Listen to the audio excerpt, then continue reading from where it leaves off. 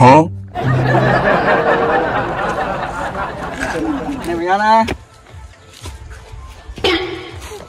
Để chị tê à? Không có. Tê à?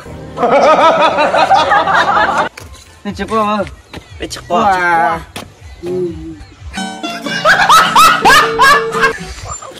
Có lý hư. Đi hư à? Tôi để nó.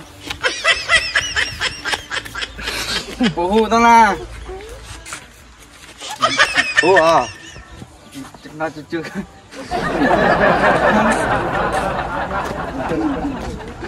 Con. Mày đã con.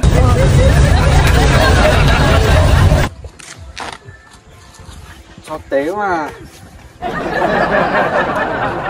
À, đục to.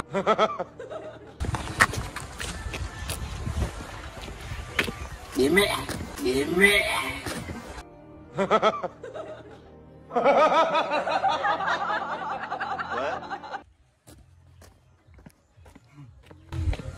Còn số 5 thôi.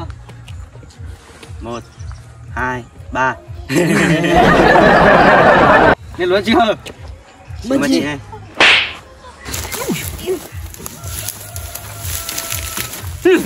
Vài biểu.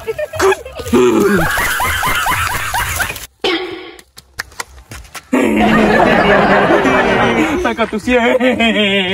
Tụt to. To nó.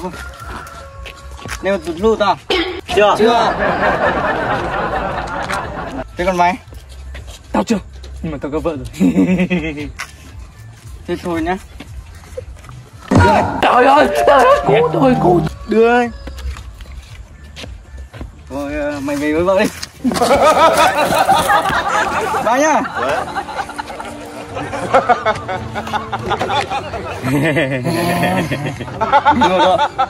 Nói chưa? Chúc mừng năm mới 2025 nhá. Happy New Year, Happy New Year.